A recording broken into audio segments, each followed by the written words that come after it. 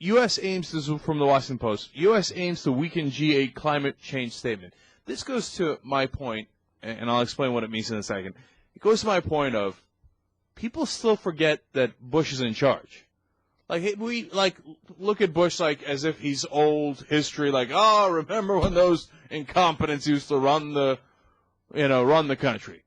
No, they're still running the country, and they haven't learned a damn thing. I mean, they're doing the same exact thing they've been doing all along.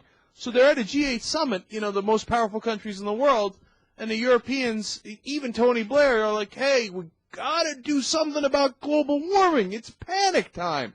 Let's go up and at them. Let's at least pass something saying we're going to do something, right? What does Bush do? Sends in his representatives and says, nope. Yeah, this statement is too strong. We won't agree to do anything. We won't agree to do anything. So the part that says it's an actual problem and we got to act and we got to start to have some standards, no, not buying it. Not buying it. So the whole world, all the scientists, all the governments are saying, we got to go, and we got to go now, right? And Bush is saying, nope, you're going to have to wait till I leave because I am obstinate and I refuse to do anything with even a smidgen of intelligence. Well, that's true. I mean, these are among the things. It's like you can't impeach a guy for being an idiot, right? And you can't impeach a guy for being 100% wrong about a policy. You can't. You really can't. I don't think you can. I don't think that's a legitimate use of impeachment. But he broke 18 other laws. And impeaching him for that helps us with stuff like this. Because we can't wait another year and a half for things that are emergencies that we need to work on now.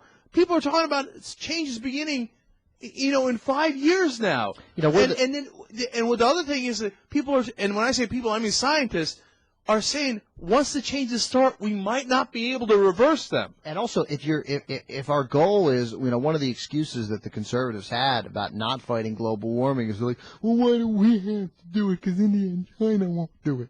Yeah, and they're gonna. Nobody else will do it, so why do we have to do it? And everybody else is saying, no, we're doing it. We want to do it. Will you, for the love of God, come and join us? How the hell do you claim to be leaders if you won't lead?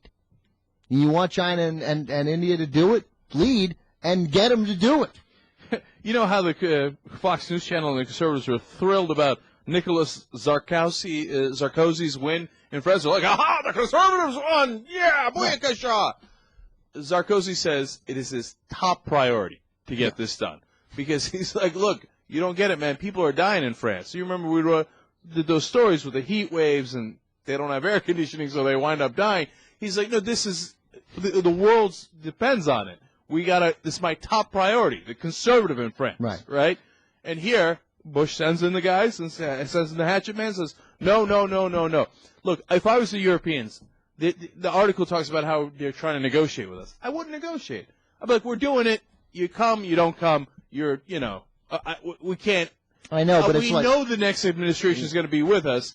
So we're going to start and hope you catch up in a year and a half. Look, I'm sure there's some truth to that they probably ought to do that. But it's like if you're a mob underling and the boss of the family is insane but has all the power. I mean, they don't have to do what we say, but they can't hardly act if we don't participate in it. Well, you know what happens then? Politically speaking here, you whack them. Okay, that's impeachment. Okay, right. Not other countries, but yeah. Right. I mean, you pressure people to get him the hell out of his office. In the mob, that's an actual hit, right? Well, of course. And in politics, that's impeachment. And here they wait it out. They don't have that long to wait. It's weird though that France's strategy against the heat wave didn't work. Where outside every apartment building that didn't have air conditioning, they would form a line to keep the heat out, an imaginary line from which the heat cannot penetrate. They had a line of air conditioners set up, and they thought for sure the heat can't get around this.